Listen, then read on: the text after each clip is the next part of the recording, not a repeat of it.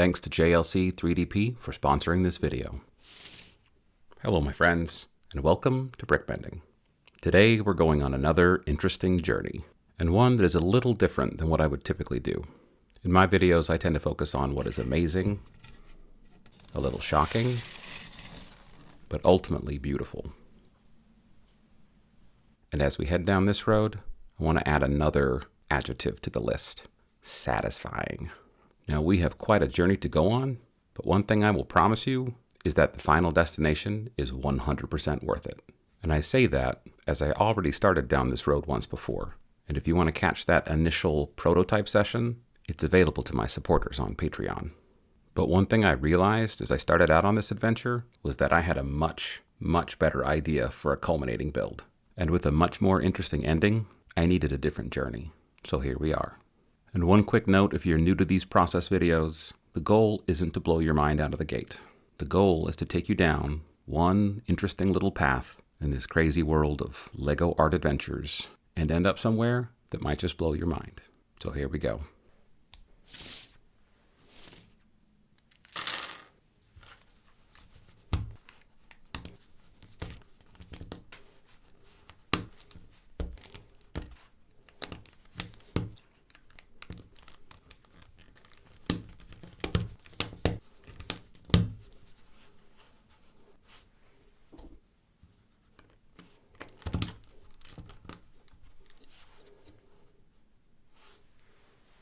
Okay, my friends, not earth-shattering, but cool and interesting.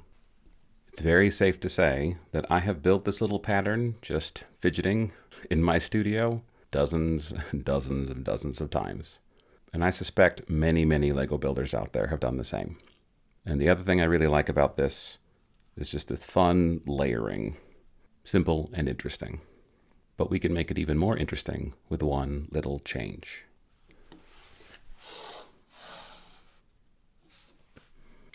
Now this build is remarkably similar, but it's got one key difference, and that is that missing 10th segment. It takes 10 2x2s to make that complete ring, so we removed one, and that leaves a really beautiful little pattern. But more importantly, it unlocks a whole new world.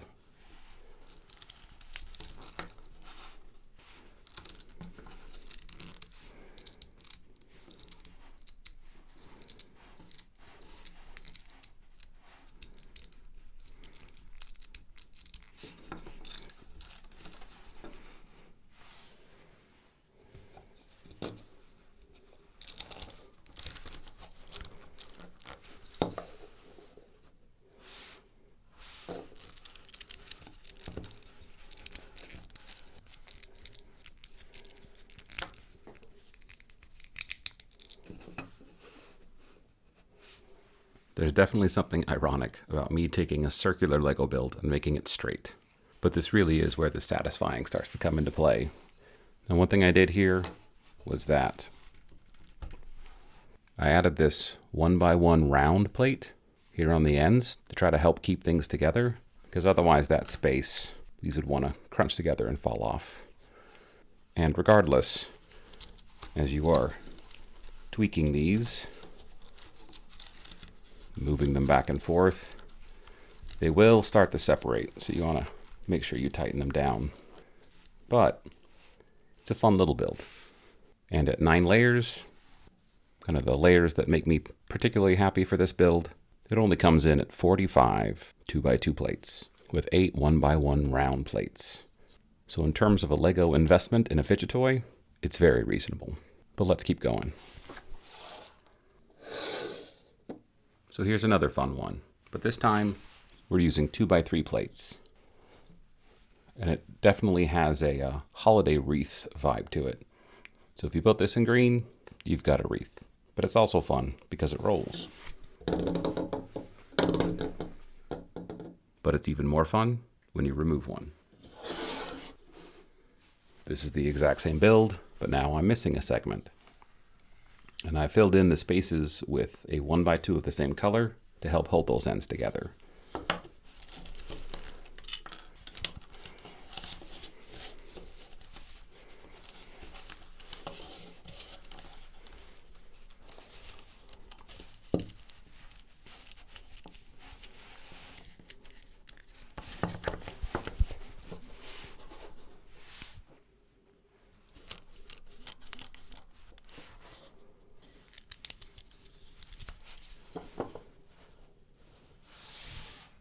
And one other interesting thing to note is that you can see that this build is right-handed.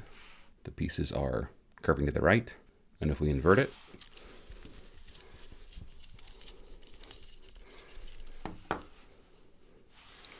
it's still right-handed. A non-intuitive but interesting fact. And here's one more interesting variation on the 2x3 plates. I have a star with a missing segment. And when I straighten this one out,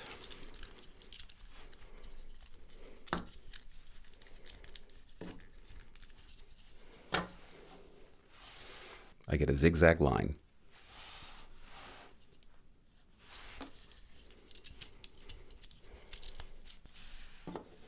And it's still reversible, and it still rolls. Kind of. But this is just the beginning.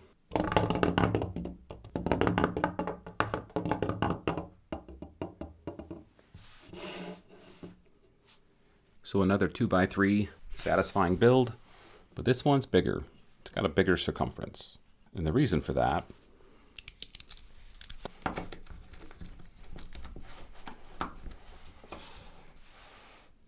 are all these blue 1x1 round plates I've stuck inside.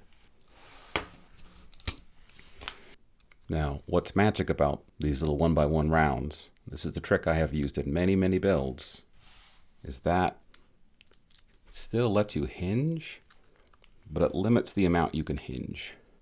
So that means that this build will remain rigid and bigger than it would otherwise.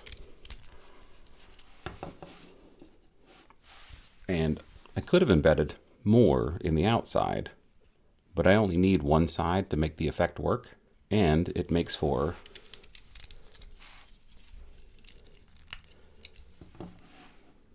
an interesting reversal. So now that color is on the outside,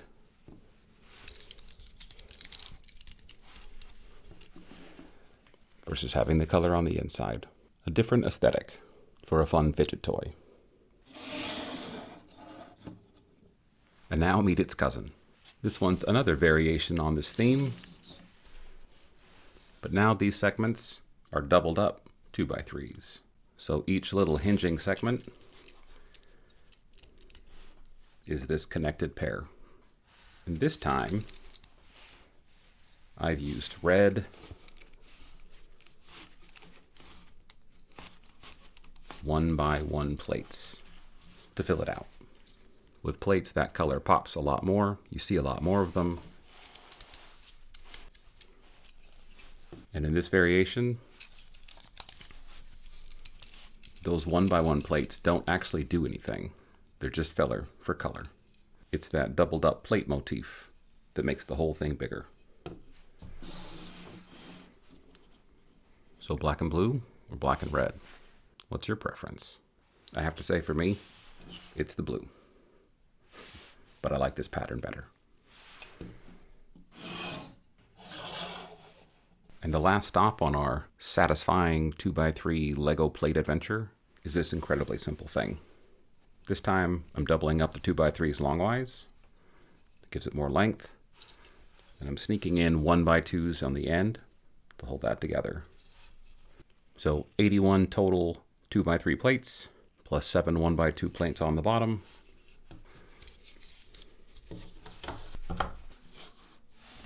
Still straightens out, still reverses, and still rolls.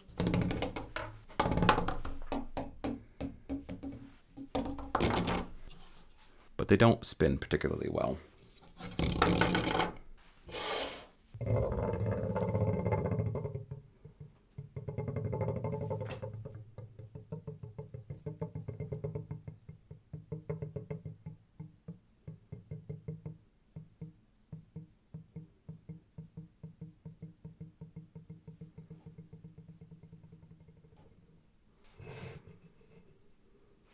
We've leveled up our rolling, but this is a different kind of fun rolling. And the reason is because this isn't a perfect circle.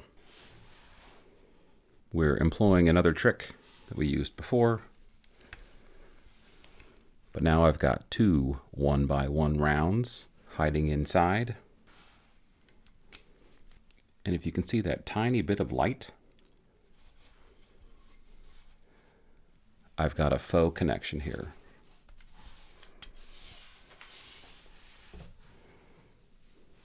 Welcome to the 2x2 plate fidget toy 2.0.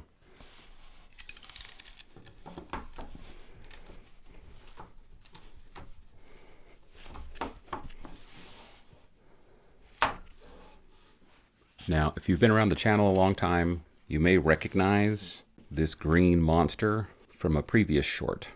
I never did a long form video, but to say that this kind of big, crazy green flex is amazing is an understatement. You can do some really wild things with this stuff. But for today, I'm going for satisfaction.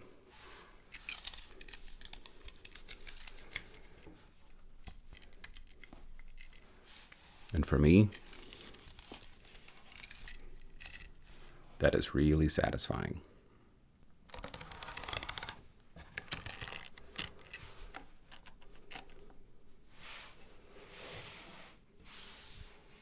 And the way the segments line up leaves it open for these extra parts that can lock it in place, at least for a while.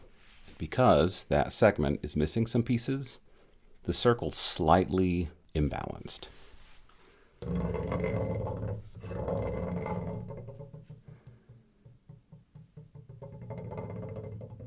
But how can we level up our satisfaction?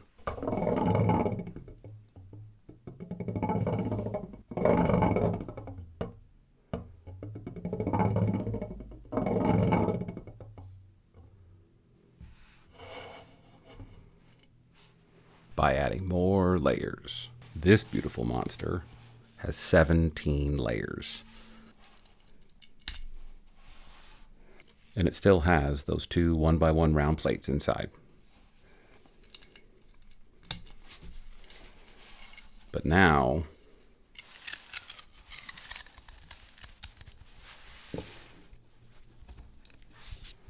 all that friction that's part of the clutch power of a Lego brick, it all adds up.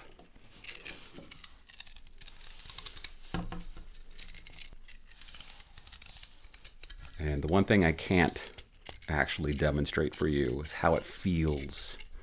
It feels pretty amazing.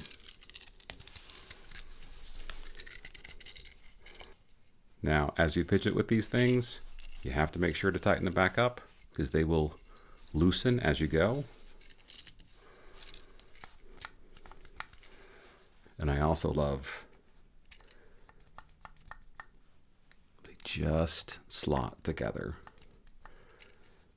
I could have squeezed one more on the end so that it was similar to the green one and I could lock it in place, but I just loved that extra tension.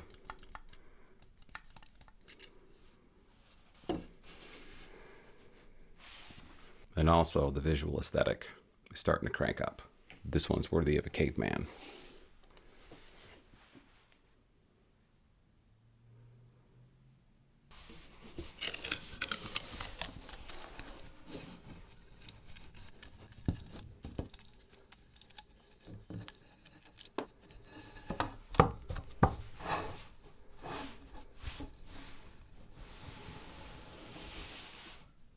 Perhaps not everyone's cup of tea, but that little tiny zigzag back and forth, satisfying.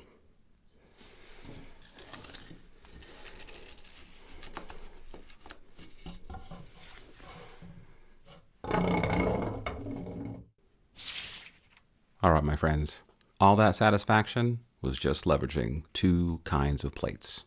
And although I love exploring the possibilities of Lego elements, I've been able to explore whole new worlds of possibility thanks to the sponsor of this video, JLC 3DP.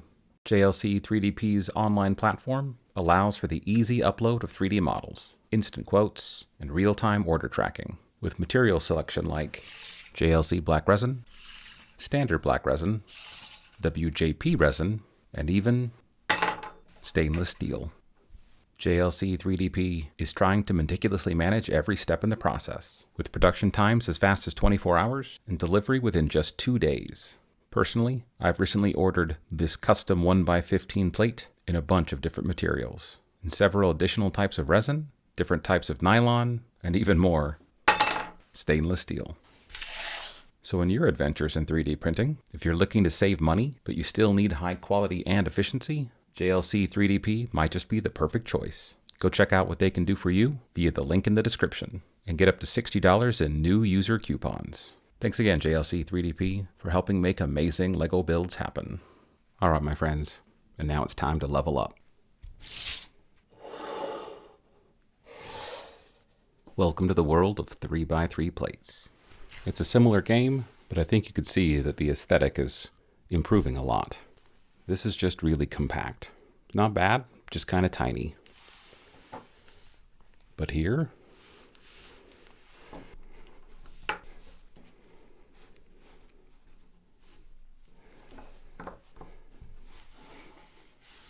this is a more interesting creature.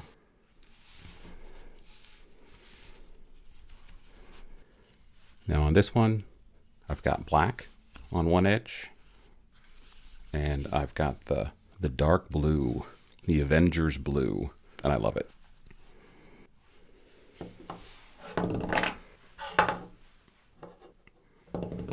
It's not world class at rolling. And now with some of the tricks we've learned, it's really easy to crank up the awesome. In this build, we have the 3x3s doubled up. We're still hinging. And I have snuck 1x1 plates in the end to kind of round them out.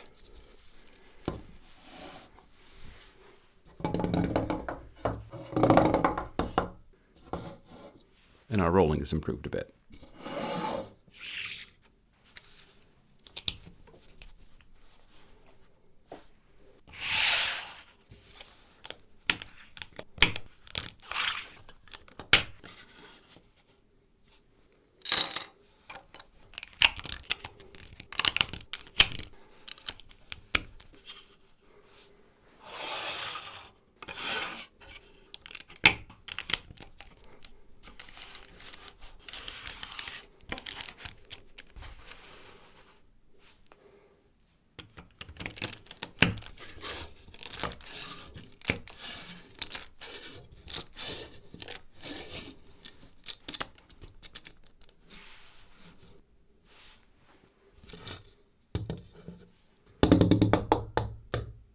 Okay, so I wanted to show you the construction of this new variation, largely because I really love this 4x4 wedge plate. Now, could I have just used 4x4 plates? Yes, but it wouldn't be as fun. And I really like the texture on this. But of course, in terms of satisfaction,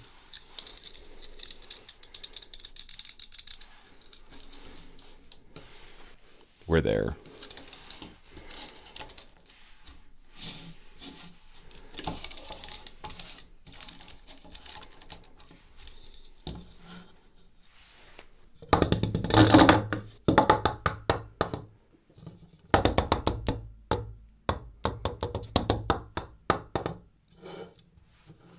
So we can roll, we can invert, and we can do that same back and forth pattern, the zigzag.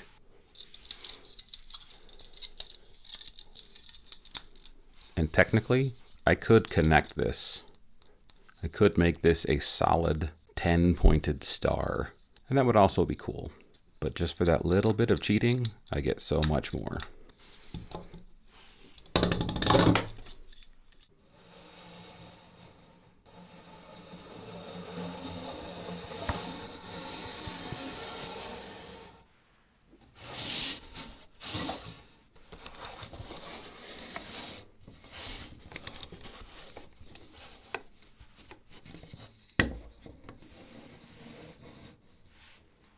So far, I have stuck with the circle, but now we are deviating.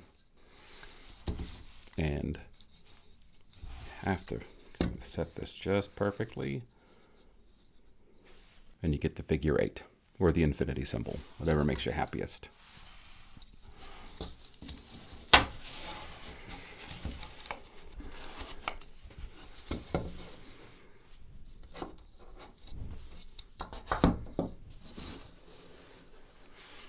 but there are many, many things you can do with this.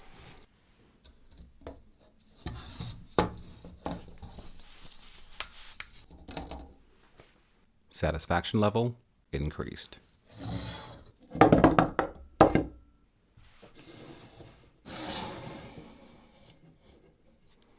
So the same trick we played before, but now we're using the 4x4 plates, and we're doubling them up. And this is something that I have just found universally true in my adventures with Lego. The bigger these things scale up, the more the awesome factor scales up. And this wonderful beast is very satisfying. Now, part of the magic with this one and this kind of doubling up technique is not only is it just visually interesting, but now that we're using these plates and we're overlapping by 9 studs, you know, the infamous you can't pry apart 2 Lego plates problem that a lot of people have, that is what's holding this beast together. So you can fidget and fidget and fidget to your heart's content. It will pop apart at some point, but not for a long while. And that ka-thunk, ka-thunk roll, I still love it. So we are not at the end, but we are getting close. So let's get to the penultimate build.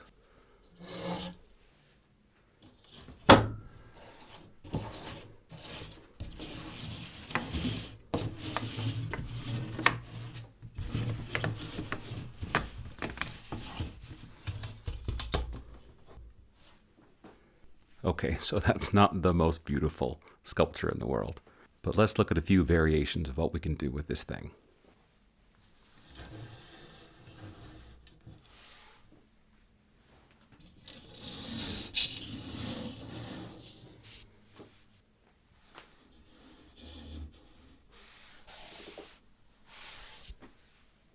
So I hope one thing that folks have noticed is that we've gone on this journey where we started with fidget toys and we've ended with an art piece, albeit a dynamic art piece, a fidgety, satisfying art piece. But I think that's part of the fun and the joy and the magic of this medium. So I think you might have a guess of where we are going to land here at the end. And what I will say is that this final step in our very long journey will attempt to maximize satisfaction, magic, beauty, and, well, we'll let you all be the judge. So here we go.